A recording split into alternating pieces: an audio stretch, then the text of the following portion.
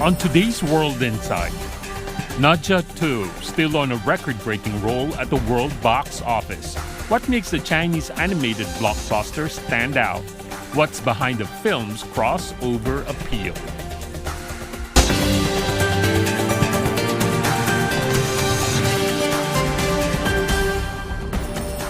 Welcome to World Insight with me, Tian Wei. Over the Spring Festival holidays, the Chinese animated blockbuster Naja 2 broke multiple box office records weeks after its release. By now, the movie has already raked in over 10 billion yuan, or around 1.4 billion US dollars in ticket sales, and drew over 200 million viewers.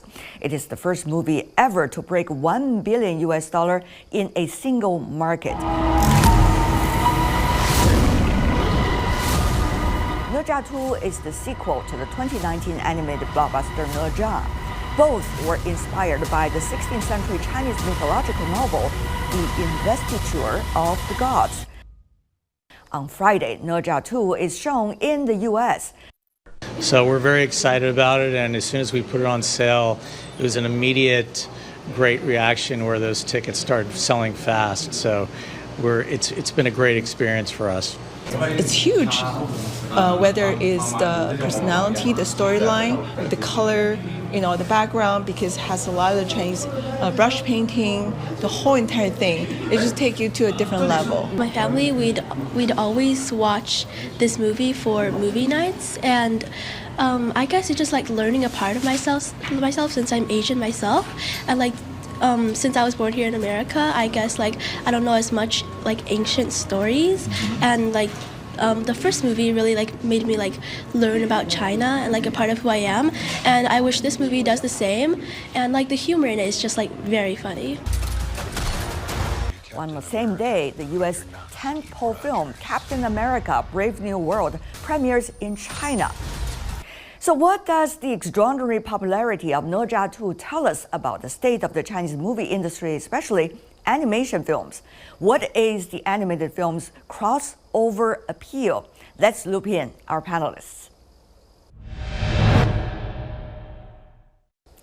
I'm glad to be joined in New York, Joanne Cheng, intercultural film critic and filmmaker. In San Francisco, Ray Chen, CEO of Her Production, based in New York.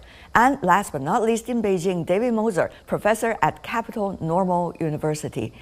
Ladies and gentlemen, welcome to the program. So, have you watched the movie, Joanne? Surely I did. I made a special trip to see this phenomenal film.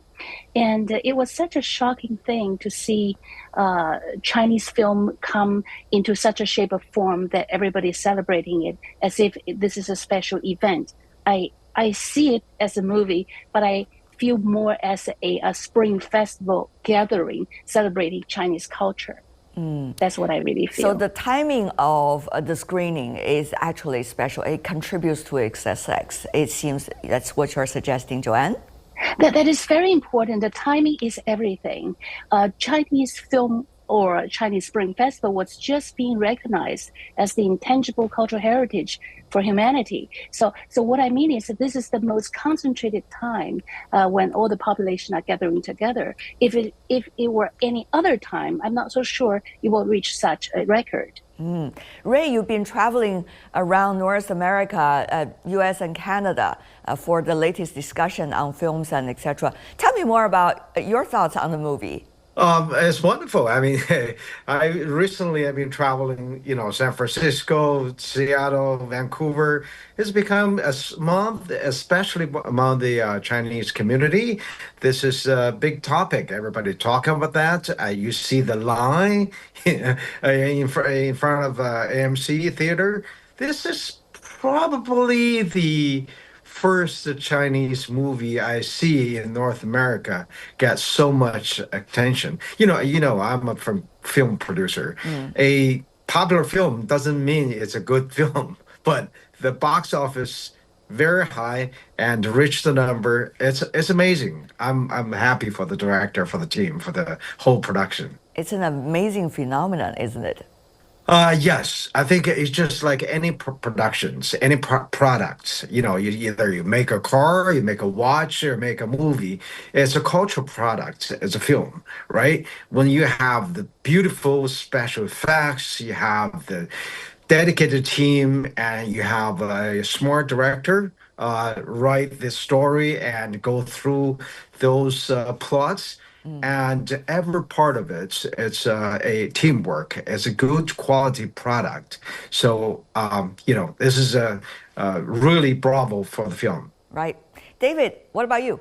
I actually have not seen the new movie, the Neja 2, but I did watch the Neja number 1.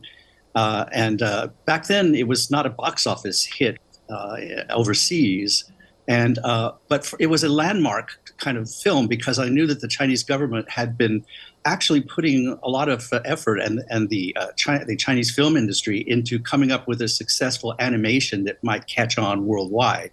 After seeing so many years of Disney films cashing in on Chinese soft power, things like Kung Fu Panda and all this sort of thing, it's like, why can't we produce a Chinese film that has this sort of catch-all feeling that people want to watch it, So I think for me, Neja number 1 was a breakthrough technically because for the first time watching a Chinese cartoon, the quality of it was astoundingly good. I mean, it was as good as anything. Even the first installment was as good as any Disney film I've ever seen in terms of special effects, and the music and everything was fantastic. I think that it didn't catch on so much for the foreigners who did see it because I think they found the Neja, the boy, to be not so sympathetic. He was kind of angry and grouchy and naughty, and they sort of like, well, this guy isn't cute. He's sort of ornery. But I think that probably I'm really curious to see how they handle this next time. But I think it is possible for a Chinese figure, a historical character to catch on, because we have lots of examples. The Chinese audiences had never heard of Captain America or Thor or Spider-Man when they began to release those films, but now the Chinese audiences are familiar with them and like them. Right. We didn't know who King Kong and Godzilla were either in America because Godzilla was a Japanese movie, right? But now we all know, right? So I think Neja has the possibility of making that character in Chinese sort of a lore and history to be more familiar to the outside world. Very interesting. Now, since you talk about the content and the story, the character themselves, let's focus on this first. Neja, Ray, if I remember, is based on China's mythology, 封神演义, back in the Ming Dynasty. A few hundred years already, that story. It's been made into so many different cartoons, starting from the most famous one made by the Shanghai Cartoon Film Studio. And then being made into so many different TV series, films, and etc. The latest sequel by producer and film director Jiao Zi or Yuan is another attempt. But how come this one, even though not necessarily loyal to the original story, but rather one of rebellion and also of empowerment, has become such a character being celebrated this time by most of the Chinese? As a film successful in business, in box office, there's many elements. Making a film is not that easy. In my past, I produced many films, but film can take years. One of the film would take 6 years, 7 years. It's normal. So, for example, this film is also take them quite a long time. 5 years and since put the last together. one in I the believe, sequel. yeah, 5 years, and also this huge teamwork. A good quality film being so successful, it's not that easy. You have all the departments. You start with a script, and then you put a team together, and then you have, all the production team together with the special effects. You have the, lighting, camera, everything. The crew. So a successful films like this one, it doesn't come often. And I'm glad to see this. I mean, this is wonderful. Yeah, the story itself that's being elaborated in this movie actually is not necessarily based on the original one coming from the ancient story a few hundred years ago. So it seems to be an updated version of the story and of the character. Do you find it interesting compared to the earlier versions? And does it, do you think, contribute to the success of this story and the character and this movie or not? I think it's interesting. I think it's a good movie, a good story. Remember, film is not a history. Not reflects totally the history. It's a fiction. It's entertaining. It's an entertainment piece. So as long as the audience like the story, as long as people love the whole story, and then that's fine. I think this one, yes, you're right. It's not totally go with the history and with the stories I grown up with the name, with the history we learned, before. But, seems like people don't care about that. It's a fiction. It's entertaining. Indeed. Joanne, what do you think about the story and the characters? Ne Zha as a half human, half boy, and half demon is actually very enigmatic to many viewers, including myself. If you put a contemporary sentiment into an ancient myth, then you're bound to arouse or call for the sympathy of the viewer. I think today's young people are definitely seeking for directions. But those are living in China, they have been enjoying some kind of economic success and recent economic downfall, and it brings them some kind of discontent. So here you have a character that's proclaiming loud and clear that my destiny is up to me, and then therefore I will change my destiny. So this is Ne Zha's story, is a story of redemption, and it's also a story of a transformation.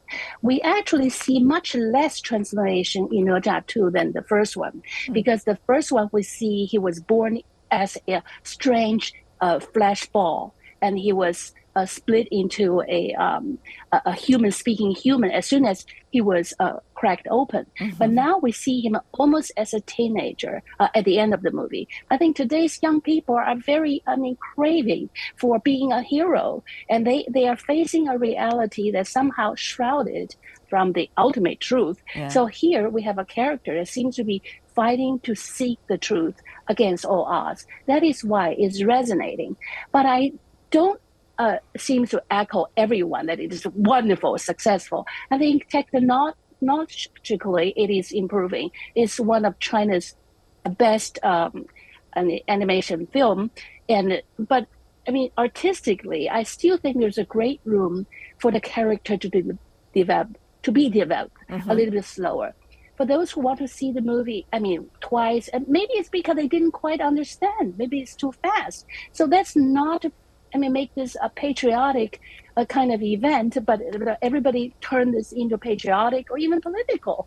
I would like to see this film as a film. It has some way to improve.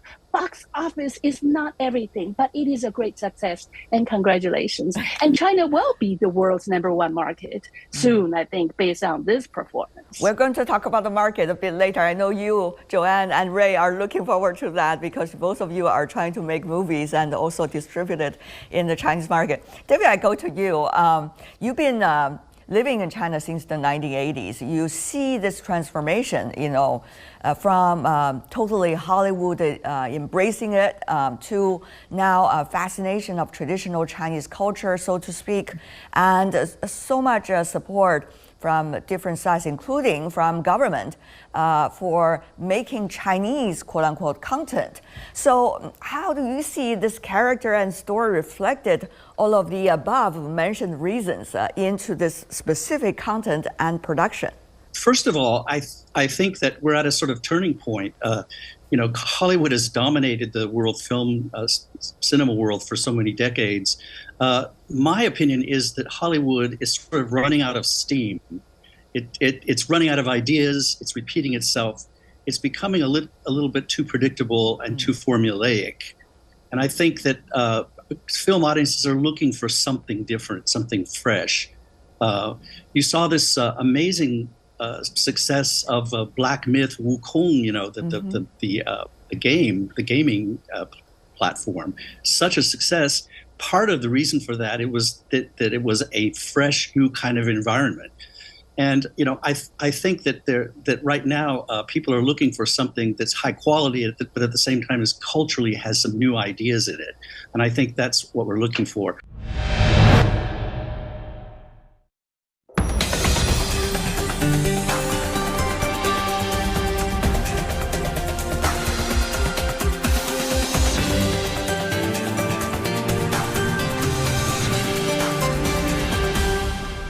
Without the cultural context that we have grown up in China, learning this character through decades, do you think people would understand how the story began, or the special effects and the fighting scenes, which is making most of the movie, make up most of the movie, will attract people anyway? It doesn't matter. Ray.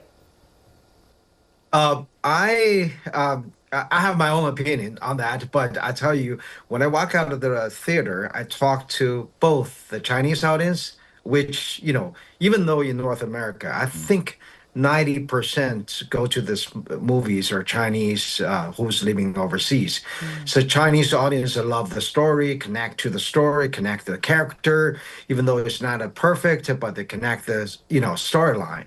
American audience, somehow they are very fascinating about the special effects, the fighting scenes. They not necessarily connect that deep with the story. So as long as it's entertaining, I think that's make both happy. Yeah. But this film alone, American audience were more interesting in that fighting scenes. Right. Well, everybody has something to look for. That's a good thing. Joanne, what's your opinion? I am not as optimistic as Ray, simply because this particular Nurja story has multi-realms.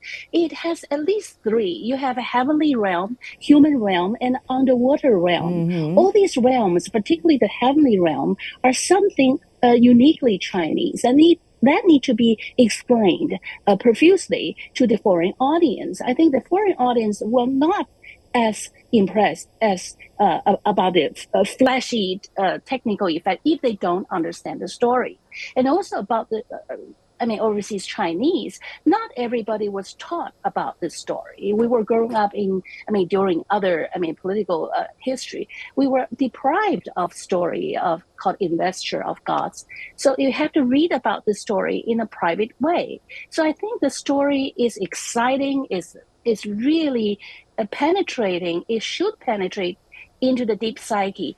Today's audience, I'm afraid they're too easy to be pleased.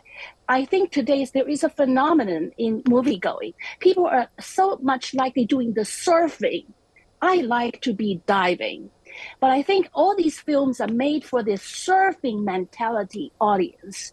I like to see things a little bit deeper. Yeah, well, it's absolutely true. As Ray said, it's very difficult to make a movie that can really appeal, across the board. I can see the point of view of both of them. There are people who go to a movie and all they want to see is fighting and action and special effects. And then there are other people who want some kind of drama, some emotional, some kind of reconciliation, a love story, all this kind of thing. I just saw Captain America that is playing here on the screen, right? Indeed. And on the same day which Nurja 2 was released in the United States, Friday. Right. Yeah. So I was so, I knew everything that was going to happen in that movie. It was obvious from the first scene where the tension was, where the drama was, where the special effects were. It was so obvious, right? Because they've got that down to a science. Some of the reason why movies like Kung Fu Panda, Disney movies work, because the kids find it funny, but the parents laugh too, because it works at different levels. So I think it's hard. It's hard to say what will make a movie, be successful. But for Hollywood, at least, they know that it has to work at all those levels. It has to move you emotionally somehow, and it has to also be a comic book. But then there are these really serious scenes with great actors crying and pulling out emotions. What is this? Is this a comic book or is it a drama? It's both. You have to, pull the people in with all those elements. Right. So it's very hard to do. Very, very hard to do. There are certain scenes in the movie actually transcends history and it becomes part of the Chinese legends throughout times. For example, when Ne Zha's body broke, all the flesh and the bones broke into pieces, but he tried to, reincarnate in a way through that and support what he believes is right, no matter or not, to sacrifice his own body, his flesh and bones. That to many can be a sign of heroism, but on the other hand, that has been a very important part of the spirit of a hero in China. Joanne and Ray, I don't know whether you could pick up while you are watching the movie this part. Which part do you think in the movie that either touched you or impressed you or resonate with you or echo with you the most? And why do you think that happened? I really love the imagery of the lotus. Lotus is the ultimate symbol of purity from the Buddhist point of view. So this movie actually infused Buddhism and Taoism all together. And I think it's really purified the soul of the Ne Zha.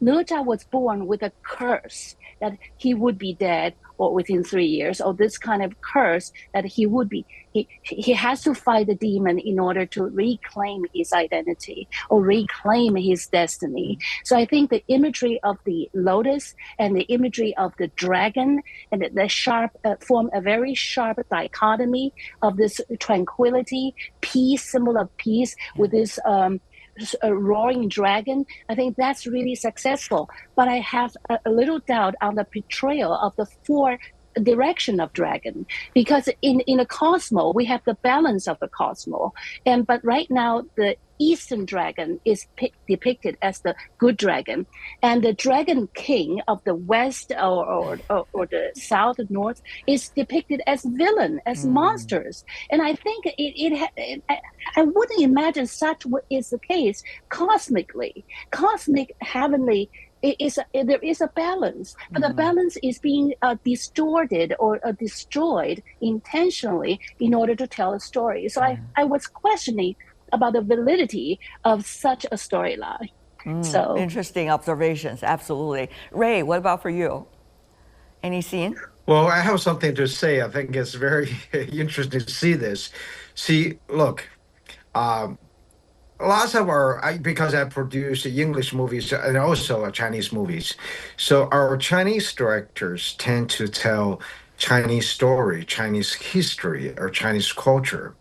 On the other hand, Hollywood producers or directors tend to write stories about human being, about love, about experience that connect to everyone. Universal. So that's why I think that's one main reason why Hollywood movie is easy to get around the world, to reaching out to, romance, love story. It doesn't matter your culture, your background, you can connect to that. But if you only want to tell or translate through 1,000 years old history, which is very tough, and it's not that easy to make other people, other cultures understand. I think the two you can tell most is coming up in more Chinese culture related movie. You can think about at a certain level, if you can cover the whole world, you try to connect the whole world. The story itself have to come from the whole world, the human being. Right. So in the future, I think I can see the two difference. Yeah. But this is a movie. It's not just about human beings. It's about human beings' relationship with deities, with celestial beings, and those with demons. Those are the two directions that human being can go before and after you die. So in the Western world, this is a Catholic culture or Christian culture. All we have is God, okay, for those who believe in. So to translate this idea of multiple dragon king and also has good and bad and in many deception way is such a daunting task. I think the director did a great job with Chinese audience, but to reach the Western audience, long way to go. Yeah. Special effect, this has been one of the key points of the success of this animation movie. Throughout the promotion of this movie in the Chinese market, there has been enormous amount of reports about how the special effects are being done, the huge budget put into it, the tremendous amount of time as well. Ray and Joanne, especially the two of you, you are in the movie industry, though not necessarily the experts on special effect, but certainly you could see the efforts being put in here. And how would you compare the qualities of this and the styles of this special effect vis-a-vis, Hollywood superhero animation films, vis-a-vis Japanese cartoon movies that are also making its huge splash all over the world, including on Chinese filmmakers? So what is your comparison? Ray. Well, special effects, a long time ago we did a special effects movie. Normally we go around the world to find the good special effects studios. Yes. I've been in Australia, I go to Hollywood, I go to Thailand. Those are, concentrate, those are studios with the talents. But now, after this movie, I think everybody goes to China. And the quality itself, it's just equal or, even if not better, but it's equal, at least the world, top quality films they can make. So the special effects, I know there's 1,000 shots and they use hundreds of people, technicians, to put the thing together. But in terms of quality, China has very, very good quality now. Joanne? In terms of special effect, we have seen the development of that technical advancement since 2017 with the Chinese sci-fi film, The Wandering Earth, and that is also a lot of special effects. And I think China will become the hub of production from now on. Hollywood, and it will probably, welcome to China for that. But I still feel stylistically or artistically, I like to see like a less busy film. This is very bombarded with different colors and everything. It is too busy for me. I like film that has a certain style, a certain period, but that's just me. Yeah. And I think, for this is for young people. Young people like to really have that. It is a very busy and exciting film. Right. I certainly think this is a phenomenon. I congratulate the directors and everybody, but artistically and from the narratively, I still think there is room for improvement for international audience. It's a fascinating film because at least we are discussing it in so many different directions. I'm sure that conversation will continue as the movies are touring around the world. Thank you so much for joining us, and Happy New Year to all of you.